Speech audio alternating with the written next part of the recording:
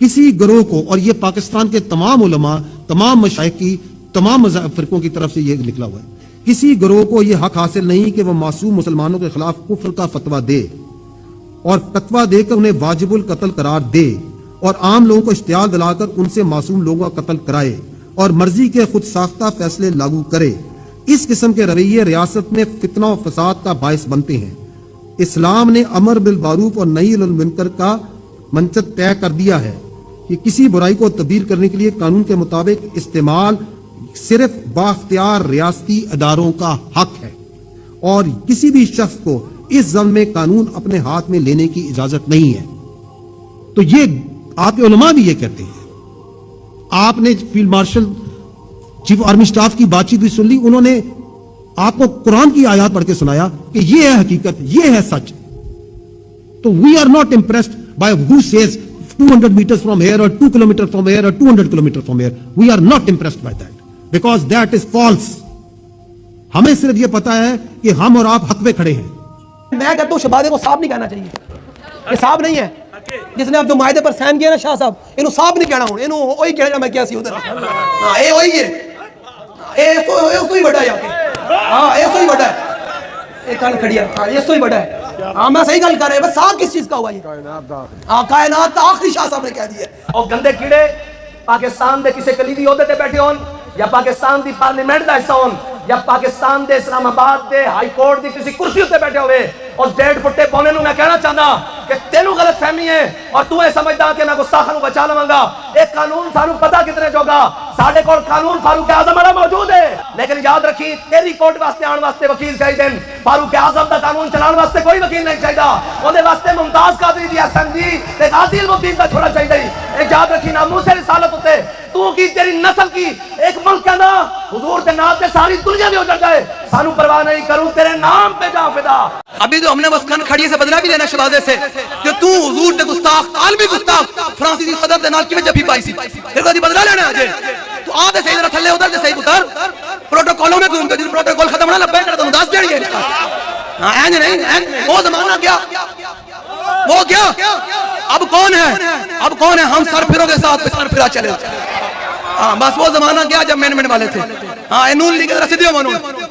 हाँ फैसला करना पड़ेगा, या हुजूर के दीन के साथ या हुजूर की खत्म नबूवत के पैरोकारों के साथ खड़ा होना पड़ेगा। अगर तुम काने के साथ खड़े हो तो उनके पैरोकारों के साथ खड़े हो, तो फिर हम के जमामा में सिराजुद्दीन हज़रत खालिद बिन वलीद की तलवार लेकर मैदान में हाजिर हो। जनाब जे सचो गुस्ताखी की है ना ते कम मुज़ाकरात नाल नहीं होने। साडे जिले विच आया सीएसपी मिर्ज़ाई, उन्हें गुस्ताखी अजे कोई नहीं की, उन्हें कोई गल कोई नहीं की। मेरा साडे जिले तैनात होया सी, मैं तकरीर की, मैं क्या अगे काजी मलिक मुमताज हुसैन कादरी माज दा गवर्नर अगली बारी जे दी इस कुत्ते की लोड़ है तो साडे जिले चो कड्डो। अद्धे घंटे ही तबादला होया सी। आई जी बैठे सी चाइना, उन्हें पूछा एजेंसियां को, उन्हें आख्या कौन है, उन्हें आख्या पागल है।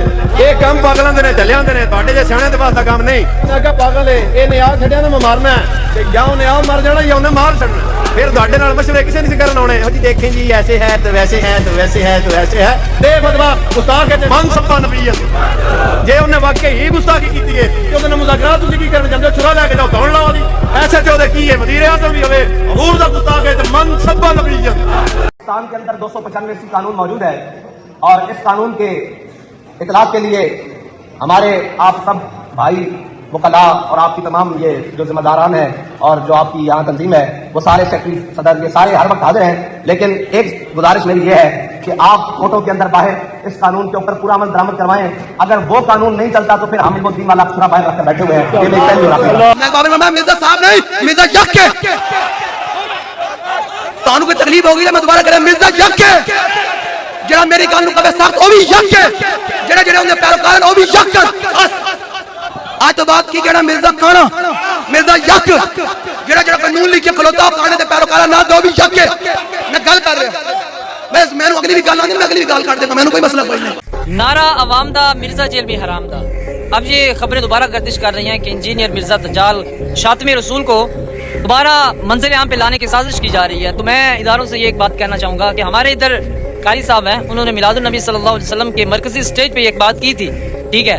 उन्होंने कहा था कि इदारे इस बात को नोट कर लें, साढ़े लो तुसी आज छड़ दियो कल छड़ दियो, सामने इस गल गरज कोई नहीं, लेकिन जिस दिन इंजीनियर मिर्जा दज्जाल कज़्ज़ाब शातिम रसूल गुस्ताख रसूल दोबारा आया ना वापस, उसी दिन मुमताज हुसैन कादरी का जानशीन दोबारा हरकत में आएगा।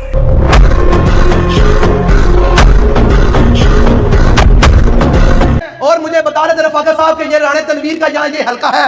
मैं कहा राणे अब तेरे मैं गल करन आया, मैं तेन सच्ची दस बिल्कुल मैं तेरे बारे गड्डी में बैठ के बदवा करता रहा कि पुत्ता तू बचना कोई नहीं हुन। राणे लोग चिड़िया मारदा रहा ना पे कले साइयां वाले तेन बिल्कुल तेरे हल्के दे विच चक कह रहा। हां बिल्कुल तेन बिल्कुल तेरे ते टाउट बैठे होंगे जाके राणे नु मेरी गल एनी सुनानी जाके। और अगर तुम्हारा कोई शौक हो इस ऐलान के बाद तुम हो तो जारी बात अमेरिका के गुलाम। फैजाबाद से अमेरिका एम्बेसडर तुम्हारे तो हर शय गीली हो गई है इस टाइम के लब्बैक वाले हम तो हैं गुलाम हम ट्रम्प के। तो मैं कहा ट्रम्प जिसे साडे कोल होसी ना गल ए याद रखी लब्बैक दे किसी कारकुन ते तू दोबारा घर आके धमकी दी ना उन्हां दे वालिदैन नु ते पुत्तर मैं तेरे डेरे ते आ जाना। ये किसी की गलतफहमी है कि वो गोली के जोर पर लब्बैक या रसूल अल्लाह सल्लल्लाहु अलैहि वसल्लम को दबा सकेगा। ये किसी की खाम ख्याली है। कोई अंग्रेज का नौकर और अमेरिका का चाकर, यहूदो हनूत और यहूदो नसारा का कोई एजेंट अगर ये समझता है कि वो लाशें गिराकर इस नारे को दबा देगा तो रब्बे काबा की कसम सैकड़ों नहीं, हजारों नहीं, लाखों सीने तैयार हैं जो गोलियां तो बर्दाश्त कर लेंगे मगर लब्बैक या रसूल अल्लाह का परचम नीचे नहीं होने दे। लब्बैक लब्बैक लब्बैक या रसूल अल्लाह लब्बैक लब्बैक लब्बैक या रसूल अल्लाह लब्बैक लब्बैक लब्बैक लब्बैक या रसूल अल्लाह लब्बैक लब्बैक लब्बैक या रसूल अल्लाह लब्बैक। जिन लोगों ने बड़ी मेहनत से सालों की कमाई करके ये जमा पूंजी अपनी जमा की थी वो तो लुट गई। यानी एक किस्म का आप समझ लें कोई मैदान जंग उन्होंने बना लिया था उसे। और जो लोग वहां नारे लगा रहे थे लब्बैक या रसूल अल्लाह के, तो ये रसूलुल्लाह सल्लल्लाहु अलैहि वसल्लम की तालीमात का मजाक उड़ाने के मुतरादिफ है। आप सल्लल्लाहु अलैहि वसल्लम की तो ऐसी कोई तालीमात नहीं है। खैर वो नारे लगाने से कम अवामुन्नास को पता चल गया ये कौन सी पार्टी है, किन से मोटिवेटेड लोग हैं। और यह हकीकत बात है कि इस तरह के जो मजहबी गुंडे हैं इन्होंने पाकिस्तान को ना सिर्फ गैर मुस्लिमों के लिए बल्कि मुसलमानों के लिए भी जहन्नम बना दिया प्रैक्टिकली। और इनका इलाज मेरे पास है, वो इंशाल्लाह मैंने ब्रेनस्टॉर्मिंग करने के बाद 3 नुकाती एजेंडा रखा हुआ है, वो मैं इंशाल्लाह एंड पे बताऊंगा कि इनका इलाज क्या है, जो अब करने की जरूरत पड़ गई है, वरना ये मामलात अब रुकने के नहीं है। दूसरों के मुकद्दसात का ये एहतराम नहीं करते और दूसरी तरफ पूरी दुनिया को हम ये मैसेज देते हैं कि इस्लाम जो है वो रिलीजन ऑफ पीस है, अमन का दाई है। इस्लाम का मतलब ही सलामती है। To acquire peace by submitting your will to Allah, अपनी रिजा अपने रब के हवाले करके अमनो सलामती का हुसूल इस दुनिया में भी और आखिरत में भी, ये इस्लाम की डेफिनेशन है।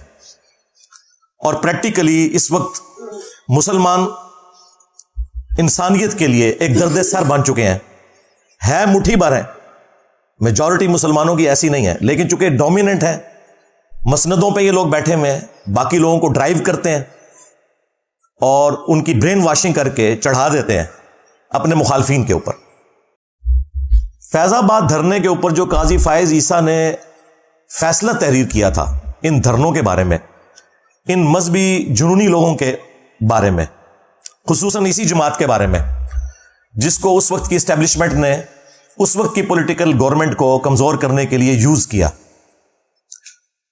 अगर उस फैसले के ऊपर अमल हुआ होता तो ये दिन हमें ना देखने पड़ते और इंसाफ हो, डेटरेंस कायम हो तो फिर नेक्स्ट वाकयात रुकेंगे। लेकिन तारीख यह है कि आज तक किसी भी वाकये का कोई एंड रिजल्ट इस हवाले से नहीं निकला कि किसी को सजा मिली हो। आज से ऑलमोस्ट 10 साल पहले 2013 के अंदर भी जोसेफ कॉलोनी वाला एक इशू हुआ था जिसमें इससे बड़ी तबाही हुई थी। 1000 के करीब घर जल गए थे उसमें 115 बंदे फाइनल नॉमिनेट हुए थे, साबित भी हो गया कि ये लोग शामिल थे, लेकिन बड़ी अदालतों में जाके वो छूट गए इस वजह से कि उनके मुखालफीन जो है उन्होंने जो शवाहिद वाला मामला है उसमें जाके कमजोरी दिखाई। ज़ाहिर है सबको अपनी जान अजीज है, उन्होंने फिर उन मुजरिमीन को पहचानने से इनकार कर दिया जो कि वाकई मुजरिमीन थे। मेरा ख्याल है कि आज के इस मॉडर्न दौर के अंदर जब सीसीटीवी कैमरा के अंदर सब कुछ रिकॉर्डिंग मौजूद है और आप नादरा के ऑनलाइन रिकॉर्ड के जरिए बिल्कुल स्पेसिफाई कर सकते हैं कि कल्प्रेट कौन है, تو یہ شواہد والا معاملہ چھوڑیں، اب تو اس سے بات آگے جا چکی ہے. اگر کوئی شخص گواہی سے پیچھے بھی ہٹ جائے تو اسٹیٹ کا کام ہے کہ فرنٹ سے لیڈ کرے اور مجرمین کو سزا دے. تو وہ 115 لوگ باعزت رہا ہو گئے، تو مجھے بتائیں جب وہ رہا ہوئے ہیں تو پھر دوبارہ جب ان کو موقع ملے گا تو دوبارہ وہ اپنی جنت پکی کروانے کے لیے اس قسم کی ایکٹیویٹی پرفارم کریں گے. اس ایک واقعے کی ہیٹ سالوں تک ہم محسوس کریں گے. میرا خیال ہے جس طرح 9 مئی کو سیریس لیا پاکستان کی فوج نے، اس سے زیادہ سیریس اس ایشو کو لینا چاہیے.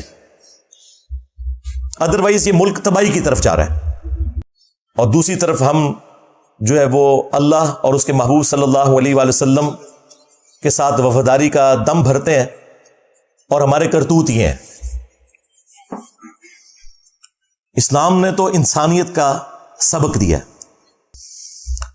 اب آ جائیں آخر میں جو میں نے 3 نکاتی ایجنڈا برین سٹارمنگ کر کے بڑا سوچ کے تیار کیا ہے. ہو سکتا ہے کہ بعض لوگوں کو وہ برا بھی لگے، اس لیے میں اس کو بیان کرنے سے پہلے آپ سے ریکویسٹ کروں گا، صلو علی محمد و آل محمد، اللہم صلی علی محمد وعلی آل محمد و اصحاب محمد و ازواج محمد و امت محمد اجمعین الی یوم الدین. علمی پوائنٹ نمبر 1، یا آپ کہہ لیں کہ کاؤنٹر نیریٹو کا جو پوائنٹ نمبر 1 وہ ہے فوری انصاف. جب تک فوری انصاف نہیں ہوگا، نہ صرف اس معاملے میں بلکہ آج تک جتنے بھی اس طرح کے ایکسٹرا جوڈیشل معاملات ہوئے اور ان میں مجرمین آئیڈینٹیفائی ہوئے، ان کو سزائیں نہیں دی جائیں گی تب تک مستقبل میں کبھی بھی ڈیٹرنس نہیں ہوگی. اس سے بھی آسان الفاظ میں سمجھاتا ہوں کہ جس طرح ہماری عدالتیں توہین عدالت کے مسئلے میں بڑی سینسٹیو ہیں، اور ہمارے ریاستی ادارے حب الوطنی کے نام کے اوپر کسی کو غدار وطن جب کہہ رہے ہوتے ہیں اور وہ سمجھ رہے ہوتے ہیں، اس معاملے میں جتنے وہ سینسٹیو ہیں، یا ابھی حالیہ جو یہ 9 مئی والا واقعہ ہوا، اس کے اوپر جتنے سینسٹیو ہیں، اور فوراً وہ سارے کے سارے معاملات انہوں نے طے کر لیے ہیں کہ اب یہ بھی ہوگا، یہ بھی ہوگا، وہ بھی ہوگا، اور سینٹ سے بھی انہوں نے اب فائنل اپروول کروا لی ہے، اور کتنی انہوں نے ایکٹس کے اندر تبدیلیاں کروا لی ہیں. اسی طرح کے معاملات جب تک یہ مذہبی غنڈوں کے لیے نہیں ہوتے نا، جنہوں نے پاکستان کو جہنم بنا دیا پریکٹیکلی، مسلمانوں کے لیے بھی اور غیر مسلمز کے لیے بھی، اس معاملے میں سے کچھ بھی نہیں نکلنے والا. اور یہ جو تھوڑی بہت آپ کو پالیسی کا شفٹ بھی پچھلے کچھ سالوں میں نظر آیا نا، اس میں بھی ہمارے ریاستی اداروں کا اس حوالے سے کوئی پلان نہیں تھا کہ انہوں نے یہ کام کرنا ہے. وہ اسی طریقے سے چل رہے تھے کہ مولویوں کو انہوں نے بھرتی کیا ہوا تھا، نان اسٹیٹ ایکٹرز کو اپنے مقاصد کے لیے یوز کرتے تھے، اور پھر مولوی ان کا بھی کام کرتے تھے اور اپنا بھی کام نکالتے تھے. اور یہ باتیں میں اس وقت سے کر رہا ہوں جب انہوں نے گود لیا ہوا تھا. اس وقت کو بات کرنا بھی ایک بڑی دلیری کا کام تھا. آج تو یہ خود کہہ رہے ہیں کہ جی یہ ہمارے گاٹے فٹ ہو گئے، لیکن ان کو اس وقت ہماری بات نہیں سمجھ آئی. میری 2012-13 کی ویڈیوز یوٹیوب پہ اپلوڈ ہے، نیچے اپلوڈنگ ڈیٹ بھی آ جائے گی، میں اس وقت کیا باتیں کر رہا تھا. آج بھی ان کو عقل نہیں آنی تھی اگر FATF حافظہ اللہ تعالی نہ ہوتا، ہاں، اور ان کے چندے بند نہ ہوتے جو باہر سے فنڈ لیتے ہیں، تو کبھی بھی انہوں نے اپنی اصلاح نہیں کرنی تھی. یہ جو ضرب عزب یا رد الفساد، یہ جو فوجی آپریشنز ہیں، یہ کرولریز ہیں، یہ بچے ہیں. اصل مسئلہ وہ ہوا ہے FATF والا. اگر وہ نہ ہوتا تو آج ہمیں اس کی ہوش ہی کو نہیں تھی آنی. تو جب تک فوری انصاف نہیں ہوگا، جس طرح کے اپنے معاملات میں فوراً میڈیا کو بھی کنٹرول میں کرتے ہیں، صحافیوں کو بھی پکڑ لیتے ہیں، احتجاج کرنے والوں کو بھی پکڑ لیتے ہیں، اور مقدمات ان کے اوپر بنا کے آگے معاملات کو لے کے چلتے ہیں، جب تک اس طرح کا سپیڈی ٹرائل ان مذہبی گنڈوں کا نہیں ہوتا، کچھ بھی نہیں نکلے گا. علمی پوائنٹ نمبر 2 یا کاؤنٹر نیریٹو کا پوائنٹ نمبر 2، میں نے ایک ٹرم اس حوالے سے انٹروڈیوس کی ہے کہ ابھی تک جو فوجی آپریشنز تھے نا، جو بڑے دو ہوئے FATF کی وجہ سے، ضرب عزب اور رد الفساد، اب ایک اور فوجی آپریشن لانچ ہونا چاہیے. اس کا نام ہونا چاہیے رد النفاق، کیونکہ یہ بیسیکلی جو مذہبی دہشت گرد ہے نا، یہ منافق ہے عملاً. عقیدے میں چلے ہم ان کے کلمے کا احترام کرتے ہیں، عملاً یہ منافق ہیں. اور ان منافقین کے رد کے لیے ایک آپریشن لانچ ہونا چاہیے رد النفاق. اس کا نام رکھیں رد النفاق. جس نے رد الفساد رکھا تھا نا انہوں نے, رد النفاق. جو اس طرح کے منافقین ہیں جو اسلام کی صفوں میں گھسے ہوئے ہیں, خواہ وہ مسلمان بن کے ہیں یا جس طریقے سے بھی, ان کے خلاف آپریشن ہونا چاہیے. اور اس کے لیے کیا کیا جائے؟ اس میں اس قسم کے جتنے بڑے بڑے لوگ ہیں ان سے گن پوائنٹ کے اوپر اس طرح کے تمام ماضی کے جو واقعات ہیں یا جو یہ حالیہ واقعہ ہوا اس کی مذمت کروائی جائے. یعنی کہ آپ کی لینگویج میں پریس کانفرنس کروائی جائے. ہاں, اور سمجھ آئے گی. جس طرح 9 مئی کے بعد پریس کانفرنسز کروائی گئی ہیں نا, یہ صرف سافٹ ٹارگٹ پولیٹیشنز ہی ہوتے ہیں کہ ان سے آپ پریس کانفرنسز کروا لیتے ہیں. مولوی تو کوئی آپ کے قابو نہیں آتا. میں نے تو کوئی اس قسم کا گنڈا مولوی نہیں دیکھا جس نے کبھی دبے الفاظ میں بھی مذمت کی ہو. تو اس کا مطلب یہ ہے کہ رد النفاق ضروری ہے. میں کہتا ہوں اس کے اوپر اب سوشل میڈیا کے اوپر کمپین چلنی چاہیے کہ آپریشن رد النفاق لانچ کیا جائے. ان گنڈے مولویوں کو ان سے پریس کانفرنسز کروائی جائیں. جتنی بھی دہشت گرد تنظیمیں ہیں اس قسم کی مذہب کے نام کے اوپر, ان سے لا کر بیان دلوائے جائیں اور وہ اس کی مذمت کریں.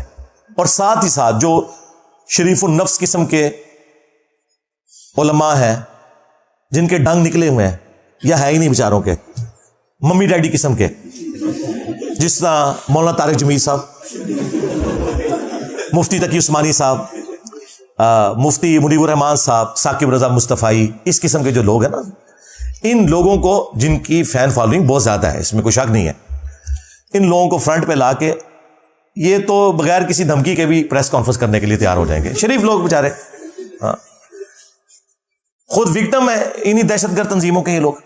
ان سے کم از کم ان سے تو بیانات دلوائے جائیں ان لوگوں کے خلاف جنہوں نے یہ ایکٹیویٹی پرفارم کی.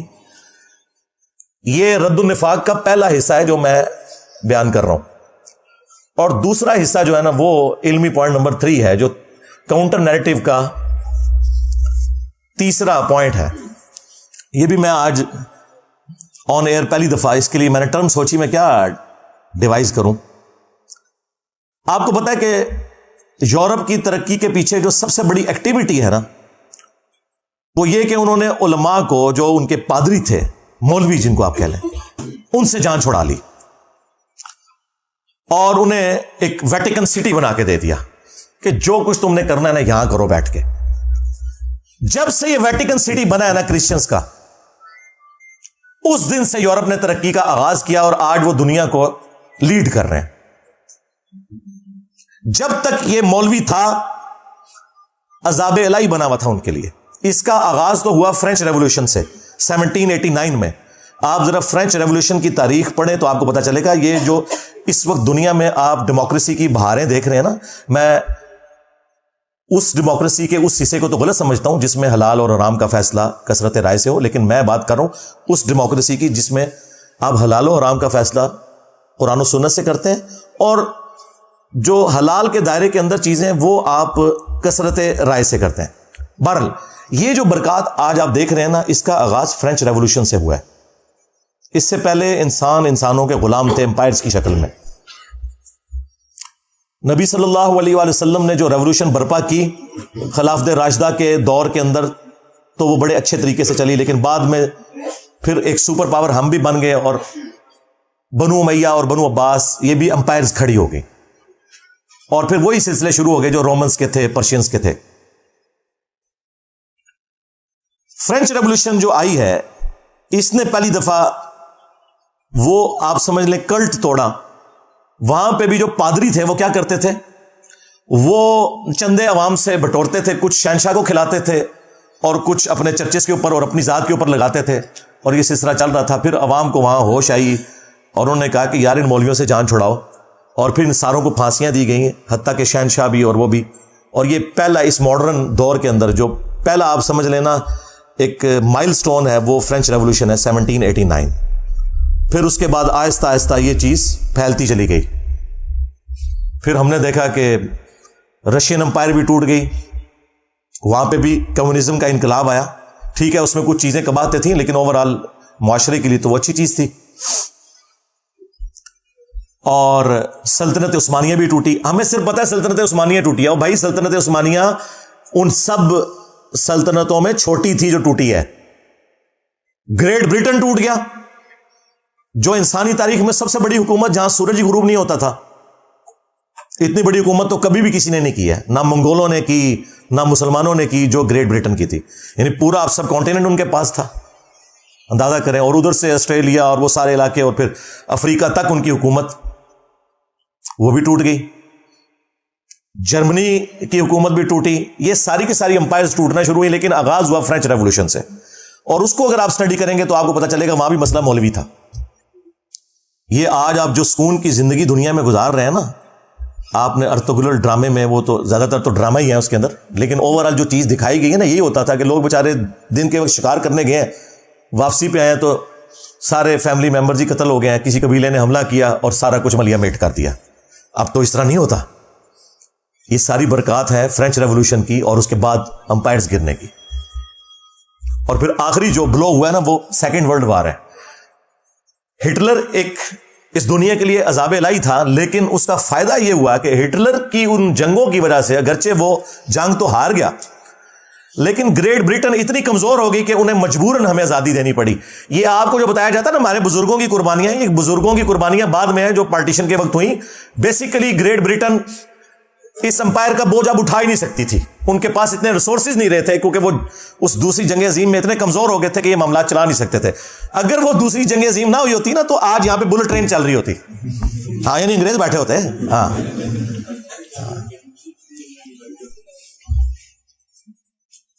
तो ये सारे के सारे जो मामलात हुए, तो मैंने वो बात उससे स्टार्ट की थी कि ये मौलवियों को जब उन्होंने निकालना तरक्की की है, तो मेरा ये मुतालबा है, ये काउंटर नैरेटिव में पॉइंट नंबर 3 है कि वेटिकन सिटी के तर्ज के ऊपर एटलीस्ट पाकिस्तान में एक मौलवी सिटी बनाना चाहिए, उसका नाम भी मौलवी सिटी हो। और ये तो फखरी अपने आप को मौलवी कहते हैं ना, मौलवी बहुत ऑनरेबल लफ्ज है। हमारा महबूब, हमारा आका मौलाना, हम नबी इस्लाम के लिए भी दुरूद शरीफ में अल्लाहुम्मा सल्ली अला सय्यिदिना व मौलाना इस्तेमाल करते हैं। अल्लाह के लिए भी होता है अंता मौलाना, लेकिन वो फिर और मानों में हो जाएगा, वो तो अल्टीमेट माना है। लेकिन यहां पे तो मौलवी सिटी बनाया जाए, जस्ट लाइक वेटिकन सिटी, और इस तरह के सारे मौलवी वहां पे भेज दिए जाए। मैं नहीं कहता कि इन्हें आप फांसी चढ़ाएं, वहां इन्हें रखें, सारी फैसिलिटीज दें इनको, और जो जो बंदा इसके लिए क्वालिफाई करता है ना, उसे वहां पे ये रखना शुरू कर दें। और आप देखेंगे कुछ अरसा तक तो ये मामलात खराब रहेंगे, लेकिन फिर बेहतरी आना शुरू हो जाएगी। आज आपको जो वेटिकन सिटी में बैठे हुए पॉप और उसके जो हवारी हैं, उनके अंदर जो इतनी सादगी और ये चीजें सब कुछ नजर आ रही है ना, इस वजह से कि डंग निकल गया है। वरना ये सारी सलीबी जंगें मुसलमानों के खिलाफ इन्हीं मौलवियों ने की हुई थी, पादरियों ने। ये पॉप जो आजकल इतने मुनकसिरुल मिजाज हैं कि वो गरीब लोगों के पांव धो रहे होते हैं, ये बताने के लिए कि हमारे अंदर कितनी आजिज़ी है। ये वो लोग हैं जिन्होंने सलीबी जंगें करवाई हुई हैं, पूरी दुनिया का अमन इन लोगों ने बर्बाद किया है। खुदा भला करे, जब ये वेटिकन सिटी बना है ना, उसके बाद से यूरोप ने तरक्की की और दुनिया में सुकून आया। मैं भी यानी इस वक्त प्रैक्टिकली तो आर्मी चीफ से ही कहूंगा, उसकी वजह यह है, बदकिस्मती है हमारी। ये सारी बातें तो हमें प्राइम मिनिस्टर से करनी चाहिए, लेकिन एक रियलिटी है कि पाकिस्तान में फौज की एक पावर है, और जो को थोड़ी बहुत आपको कुछ अर्सा पहले कमजोरी नजर आ रही थी, तो वो आपने देखा है, वो अब किस तरीके से सामने आया। तो ठीक है, कोई अवाम के लिए भी सोचें। इस वक्त तो आर्मी इतनी स्ट्रांग हुई हुई है कि जो सियासी जमातें हैं वो भी अब पीछे हटी हुई हैं, और जो एक कोई जमात थी वो उसके भी सारे लीडर्स उन्होंने गिरफ्तार करके या जो कुछ कर दिया, उसमें उनका भी कसूर है, क्योंकि वो लोग खुद पहले यही कुछ थे। जिस तरह नवाज शरीफ साहब जब तक निकाले नहीं गए थे उस वक्त एस्टेब्लिशमेंट की गोद में थे, जब निकाले गए तो वोट को इज्जत दो। इमरान खान साहब ने जो अपने मुखालफिन के साथ किया, एस्टेब्लिशमेंट के साथ मिलकर जो जो शर्मनाक हरकतें की, आज वो भुगत रहे हैं। हम उस वक्त भी कहते थे कि ये आपके साथ भी ये कुछ होगा, और मैंने उस वक्त भी कहा था, उस वक्त हम आपके लिए आवाज उठाएंगे जिस तरह आज आपके मुखालफिन के लिए उठा रहे हैं, और अल्हम्दुलिल्लाह उठाई। बहरहाल इमरान खान साहब भी आजकल बड़े नजरियाती हुए हैं, तो प्रैक्टिकली इस वक्त फौज ज़ाहिर ड्राइविंग सीट के ऊपर है, पहले भी थी, अब तो बहुत ज्यादा आ गई है। तो ये नेकी का काम करते हैं, और वो फौरी इंसाफ वाला जो मैंने 3 पॉइंट्स बताए थे, नंबर 1 फौरी इंसाफ, नंबर 2 रद्दुल निफाक, ये तो फौज के करने का काम है रद्दुल फसाद की तरह, और नंबर 3 मौलवी सिटी का क्याम, हाँ, फौरन से पहले अमल में लाया जाए। ये अवाम का दरीना मुतालबा है कि वेटिकन सिटी के तर्ज के ऊपर एक मौलवी सिटी बनाया जाए, یار میں نہیں کہتا انہیں بلوچستان میں پھینکے، ویسے جگہ تو زیادہ وہاں ہے اور قابل بھی اس جگہ کہیں گے، ہاں لیکن چلو ان کو ناردرن ایریا میں یار کوئی اچھی سی فیسلٹی دے دیں، وہاں پہ بھی کوئی نہ کوئی جگہ نکل آئے گی۔ اس قوم کی جان چھڑائے، انہوں نے جہنم بنا دیا ہے اس ملک کو، مسلمانوں کے لیے بھی اور غیر مسلموں کے لیے بھی، ٹھیک ہے۔ ہاں جو اچھے لوگ ہیں ہم ان کی تعریف کرتے ہیں، وہ تو ٹھیک ہے، ان کو رہنا چاہیے، لیکن جو اس قسم کے غنڈے ہیں ان سے عوام کی جان فوج ہی چھڑوا سکتی ہے، پھر ظاہر اس کے لیے آرمڈ کنفلکٹ ہوگا، یہ ذہن میں رکھیے گا، اتنی جلدی یہ لوگ اپنی جان نہیں چھوڑیں گے۔ اسلام کو بھی مجبوراً تلوار اٹھانی پڑی ہے، رومنز اور پرشینز کو اکھاڑنا کوئی آسان کام تھا، بدماش کو اپنی پوسٹ چھوڑتا ہے، اور اس طرح کا جو آرمڈ کنفلکٹ ہے وہ بالکل جائز ہے، بلکہ وہ اگلے دن آرمی چیف نے تقریر میں خوارج کی ٹرم استعمال کیا ہے مذہبی دہشت گردوں کے لیے، لیکن یہ بھی خوارج ہیں جن کو آپ اپنا ایسٹ سمجھے ہوئے ہیں، یہ بھی خوارج ہی ہیں، ہاں ان کو اپنا ایسٹ نہ آپ لوگ سمجھیں، یہ بھی مصیبت بنے ہوئے ہیں۔ یہ تو نہیں کہ جب اے پی ایس پہ حملہ ہوگا تو پھر ہی کوئی ایکٹیویٹی پرفارم ہوگی، یہ عوام کو تو کاٹ رہے ہیں اتنے عرصے سے۔ تو یہ مولوی سٹی کا قیام بہت زیادہ ضروری ہے، اور عام کنفلکٹ ہو تو ضرور ہو، آپریشن رد النفاق کے نام سے لانچ کیا جائے۔ اینڈ پہ میں پھر ریکویسٹ کروں گا کہ انصاف کا دامن تھاما جائے اور فوراً سے پہلے کوئی اس معاملے میں حق کی آواز سننے کو ملے ہمارے بڑوں کی طرف سے۔ تو اس کے لیے میں پہلے ریکویسٹ کر رہا ہوں کہ آپ نے حق کے لیے، انصاف کے لیے کھڑے ہونا ہے عوام کے ساتھ۔ اور سورۃ المائدہ میں اللہ تعالیٰ نے یہاں تک فرمایا کہ اے ایمان والو، اللہ تعالیٰ کے لیے گواہی دیتے ہوئے انصاف کے لیے کھڑے ہو جاؤ، اور تمہیں کسی قوم کی دشمنی اس پر نہ ابھارے۔ وَلَا يَجْرِمَنَّكُمْ شَنَآنُ قَوْمٍ عَلَىٰ أَلَّا تَعْدِلُوا اعْدِلُوا هُوَ أَقْرَبُ لِلتَّقْوَىٰ۔ کسی قوم کی دشمنی تمہیں اس پر نہ ابھارے کہ تم انصاف کا راستہ چھوڑ دو، انصاف کرو، یہی تقوی کے قریب ہے۔ آپ نے یہ نہیں دیکھنا کہ اس میں اب رگڑا ہمارے مسلمان بھائیوں کو لگ رہا ہے، نہیں، رگڑا لگانا ہے، تب ہی آپ پاکستان کو ایک بہتر مستقبل دے سکتے ہیں۔ میں اس پہ اور بھی کافی دیر بول سکتا تھا لیکن وہ پھر ویڈیو بہت لمبی ہو جائے گی، لیکن میں نے اتنی بات کی ہے کہ جو عوام الناس تک پہنچے اور بڑوں تک پہنچے، اور سوشل میڈیا کے ذریعے یہ آواز بلند ہو کہ اب پاکستان کو جو آپ لوگوں نے جہنم بنایا ہوا ہے، خدا کے لیے ان لوگوں سے ہماری جان ہمارے بڑے چھڑوائیں۔ اور کاؤنٹر نیریٹو بھی میں نے دے دیا ہے، یعنی لوگ کہتے ہیں کہ صرف لوگ چیختے ہیں، میں تو ہر کرٹیکل ٹاپک کے اوپر بولتا ہوں، پھر کاؤنٹر نیریٹو بھی اور اس کا سولوشن بھی دیتا ہوں۔ اینڈ پہ ہم دعا کرتے ہیں پاکستان کے لیے بالخصوص، اور باقی مسلم امت کے لیے بالعموم، اور باقی پوری انسانیت کے لیے بالعموم، کہ اللہ تعالیٰ اس دنیا کو رہنے کے قابل جگہ بنائے۔